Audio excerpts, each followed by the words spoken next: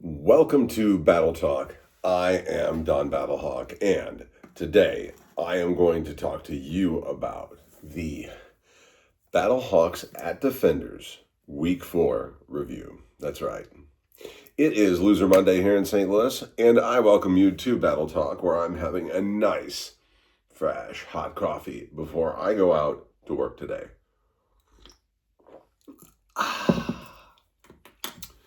Well, that could have gone better. Really, it could have.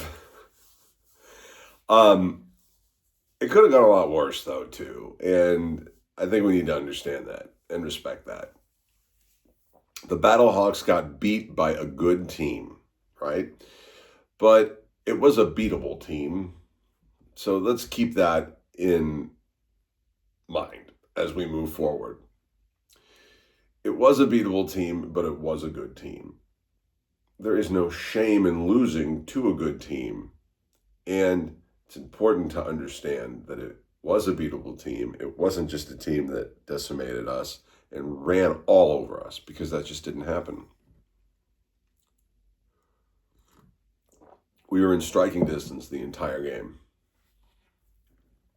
Okay. On the season, our on-the-season record with DC is 1-1.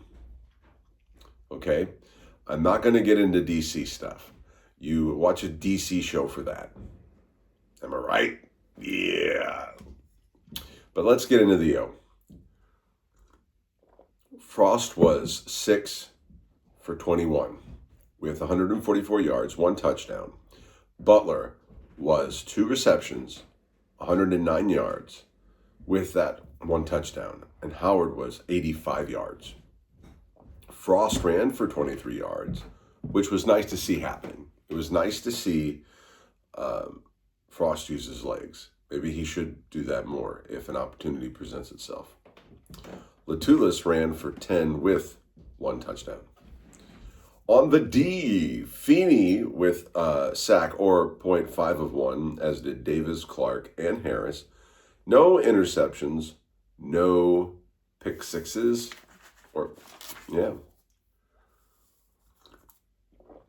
Kick returns. Latulis and Jennings both had 69 yards. What about McCann? Well, McCann could and couldn't. He had all but 1, but you can't say that McCann was the problem in this game, because he clearly wasn't. Look, I don't want to go over a bunch of what I've already gone over on X, on my game day posts, or here. But some of it's going to cross over. That's just the way it is. I like Frost. I don't think he is the problem with this team. He is not calling the plays. I'm starting to lose my faith right now in AJ Smith as offensive coordinator. He knows what he has to work with Frost. And he is calling the plays. Now, if he's calling fire plays and Frost just isn't executing, then, maybe I'm wrong. But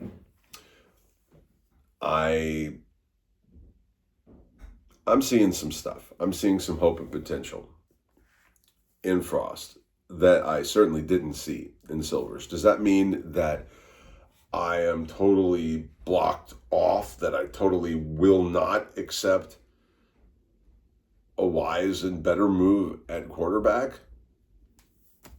Man, all day, every day.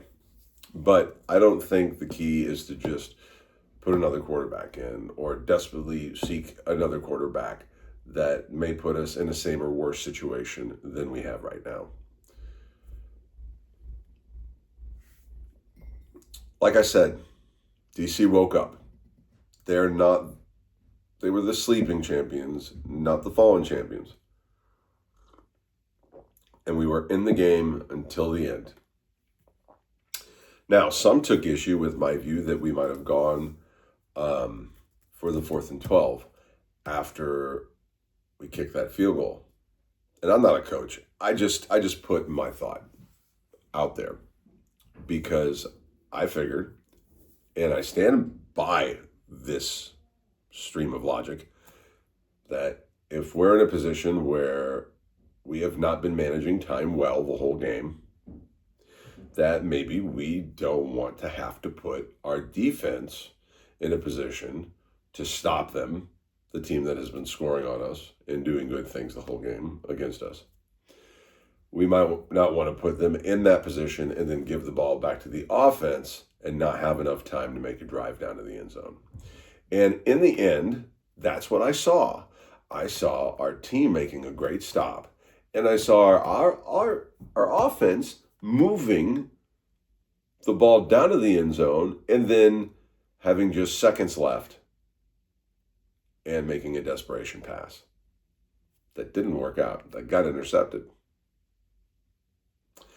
And the way I thought it might go would be take the 4th and 12 after the field goal and then have more time on the clock if we were to have accomplished the 4th and down.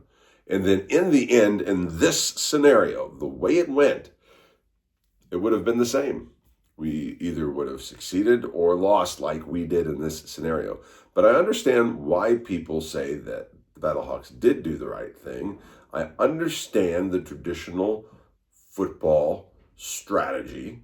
And I mean, yeah, had he made that pass at the end or a different move at the end to one of our guys and we scored a touchdown, you'd be right. Another note, UFL fans, not just Battlehawk fans, are, hugely manic. Folks, we're 2-2. It is not the end of the world. Even if we were to lose next week, it still wouldn't be our worst record ever if we can manage to pull some wins out against some teams that are coming ahead that I think we can. But I do think we can win next week.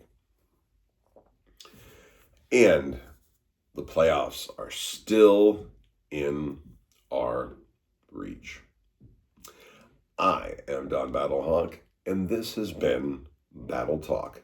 I will see you tomorrow, probably with my UFL Week 4 review and go over how well I did or didn't do on my Week 4 picks.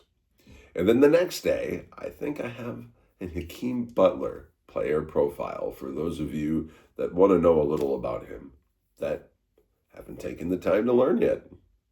All right. See you then.